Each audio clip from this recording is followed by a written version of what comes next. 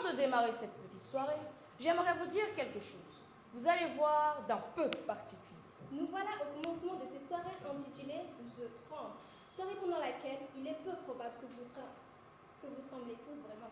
Ce titre est en réalité un titre comme ça? Qu'est-ce qu'un titre par hasard? Par contre, il est une chose qui arrivera certainement, et cette chose, je me dois de vous la dire, mesdames et messieurs, je me dois de vous la dire. À la fin de cette soirée, au tout dernier moment de cette soirée, au tout dernier instant.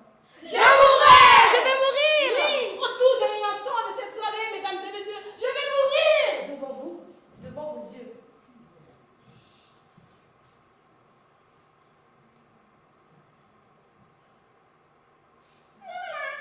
Je ne vous en dirai pas plus car il n'est pas temps de le faire. Mais peut-être, il y a des questions? Des questions? Vous, madame, des questions? Des questions? Des questions? Des questions? Non. Question?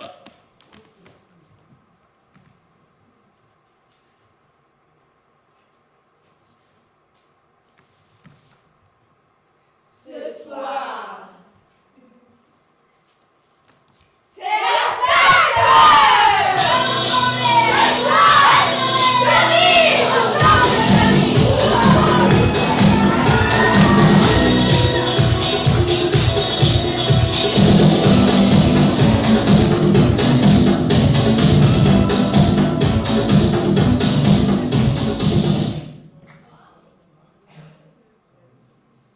Bonsoir, mesdames et messieurs.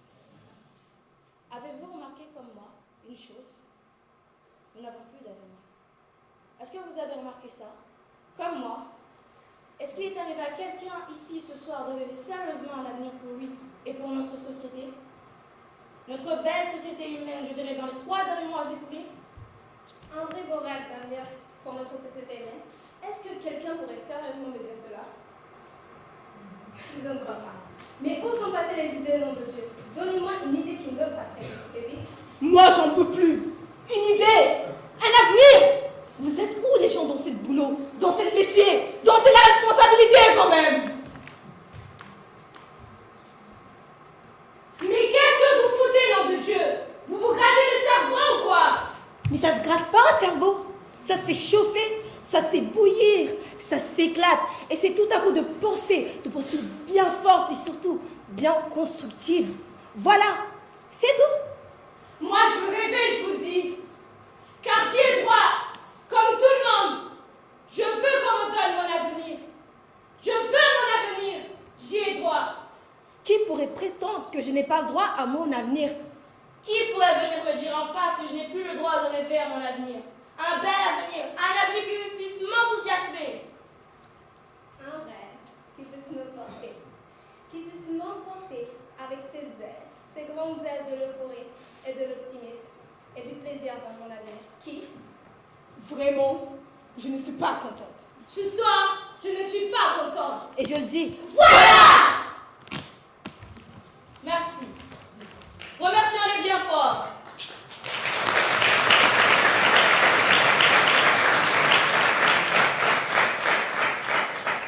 Merci. Bon, mais je crois que certains d'entre vous hésitent encore à se lancer complètement. Ce soir, à aucun moment de cette petite soirée, vous ne ressentirez cette impression. Vous n'éprouverez ce sentiment en vous. Ce sentiment à l'intérieur de vous. Ce sentiment d'être seul. Ce sentiment si effroyable que je n'en connais pas de pire. Ce soir, vous ressentirez au contraire avec clarté que le mot seul ne veut rien dire.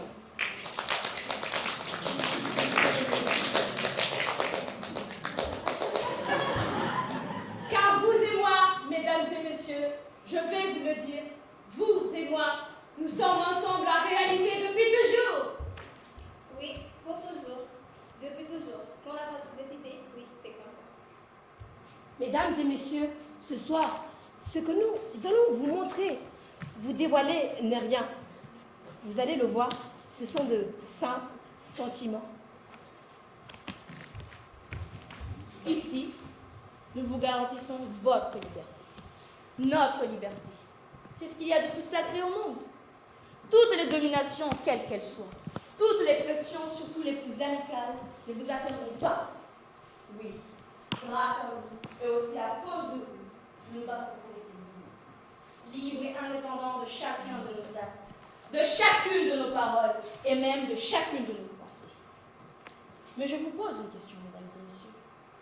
Qu'allons-nous pouvoir dire de si important?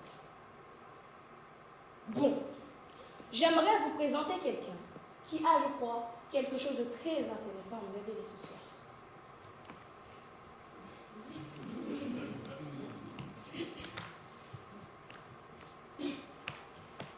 Mesdames et messieurs, bonsoir. Ça ne va pas. Partout, ce ne sont que plaintes et gémissements. Bientôt, plus personne ne sera motivé. Il y a quand même un peu d'énergie dans le monde. Vous ne le sentez pas, vous? Faudrait en profiter, non? Ça ne vous arrive pas de vous dire que le monde pourrait vous appartenir, que vous pourriez conquérir le monde? L'existence est belle, même si elle est un petit peu dure aussi parfois quand même. Je crois que surtout dans la vie, il faut savoir dégainer le premier.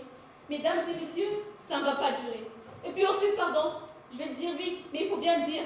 Il faut arrêter de se laisser emmerder par les connards. Car il faut bien le dire, mais le monde est quand même rempli de connards. C'est à vous d'écouter. Moi, j'ai tellement de choses à dire. J'ai tellement de ressources à l'intérieur. Ça bouillonne en moi, mesdames et messieurs. En dedans, c'est un vrai trésor. Et quand ça va sortir, je vous le dis, ça va faire vraiment mal. Merci, on l'applaudit bien fort.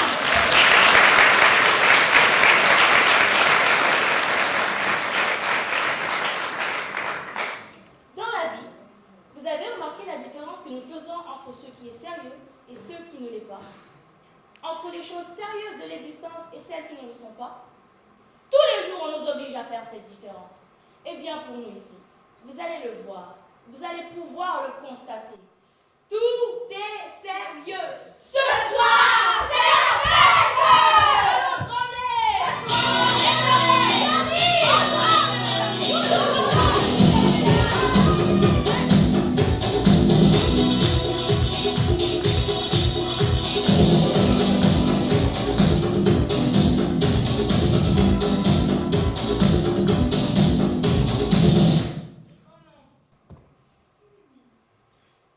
Aujourd'hui, j'ai 30 ans et je ne l'ai plus pas. Ma mère de 50. À 20 ans, elle était étudiante en mathématiques. Mais elle aimait surtout la lecture. Le premier jour, tout alla de travers pour ma mère. Ma mère voulait mener la vie d'ouvrier aux conditions de travail les plus dures pour mieux ressentir cette vie. Elle disait que la plupart du temps, on ne choisit pas son existence. Et elle voulait la choisir. La nuit, quand elle rentrait chez elle, ma mère aimait qu'elle volait. Qu'elle nageait. La journée, elle tenait son poste. Elle résistait aux conditions. Elle résistait au regard. Et le calme commençait à se faire à l'intérieur d'elle. La concentration se faisait en elle. Elle apprenait à ne plus regarder la lame de la scie, ni même ses mains. Elle arrivait à faire des gestes sans y penser. Elle arrivait à ne plus penser. Mais enfant, Elle commença à ne plus me voir, moi non plus. Elle voulait tellement réussir. Un jour, entre la scie et le bois, ma mère laissa traîner un du doigt de sa main droite. elle dut rester au repos pendant 3 mois. Ensuite, elle demanda le même poste sur la même En face chaise. de la même Elle scie. était passionnée. Quelques semaines après son retour à l'usine, Elle se coupa accidentellement un autre dent. Cette fois-ci, la souffrance l'a rendue presque folle. Malgré ses efforts, ma mère n'allait pas assez vite et pensait encore trop. ses mains commençaient à ressembler à 2 pinces. Mais au bout de 3 mois de repos obligatoire, elle revient et se battit pour reprendre sa place. Je crois qu'à l'époque, je ne style plus du tout. Ma mère était de plus en plus respectée. Et idolâtrée même. Elle voulait devenir comme les autres, devenir dure et efficace comme une machine. Et encore plus insensible. On disait souvent à ma mère qu'elle n'était pas faite pour ce travail. Personne n'est fait pour ce travail. Connaissez-vous quelqu'un qui soit fait pour ce travail? Un jour, elle obtint de placer un poste encore plus difficile et plus dangereux. Le premier mouvement qu'elle effectua fut un faux mouvement. Tellement fou que même les ingénieurs ne l'avaient pas envisagé. Oh là là, elle est forte, ma mère. Cette fois-ci, c'est dans son poignet que la montra. C'est sa main tout entière que la lame découpa. Le plus incompréhensible, c'est quand elle se représenta à l'usine. On autorisait ma mère à reprendre un poste qu'elle pouvait tenir avec une main seulement. Lorsqu'on l'a regardée travailler, On avait envie de pleurer. elle était belle,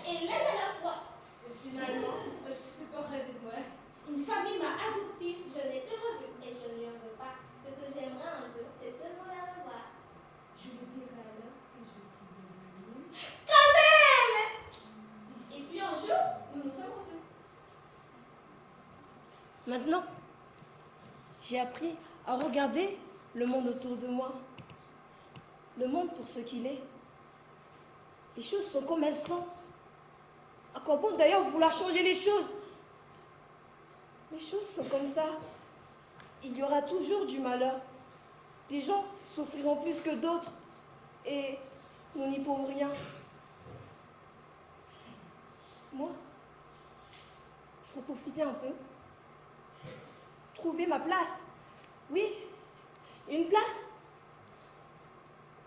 Toutes ces idées que j'avais en tête, quand je les regarde maintenant, je ne les comprends plus. Et je me demande comment j'ai pu aller aussi loin pour des idées pareilles. Je me revois parfois comme j'étais. Oui. Tout cela qui me vient à la face. Pathétique. Et risible. Et ridicule surtout. Toi, ma fille. Oui, toi, dis-moi. Raconte-moi. Toi, dis-moi, ma fille. Raconte-moi. Bonjour maman. C'est normal. C'est ton idéal. C'est ton idéalisme. Ce que je te demande seulement, c'est d'essayer de me voir autrement. Même si tu peux faire notre devoir. Plus héroïque. Plus gratifiant pour toi. Modifie ton regard. Modifie tout ce qui fait que ton regard est comme il est. Et essaie de me voir tel que je suis vraiment, c'est-à-dire jeune, femme et belle. Est-ce que tu serais prête à cela? Elle m'expliqua, elle me raconta en détail tout ce que je ne savais pas voir de elle. Quand j'allais chez elle, Et que nous étions ensemble, Je ne la voyais pas telle qu'elle était vraiment. ce qu'elle était en réalité m'échappait.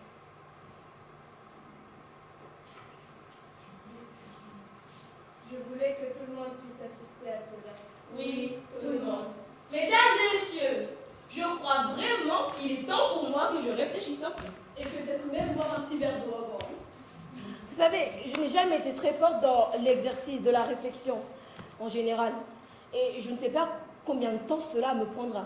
Ainsi, vous savez, mesdames et messieurs, Je crois peut-être qu'il est temps de nous séparer, nous aussi. Nous séparer enfin, provisoirement. Nous séparer, non pas pour la vie, non, bien sûr.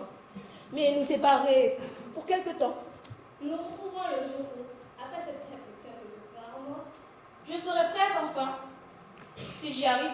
Oui, si j'y arrive. À ce moment.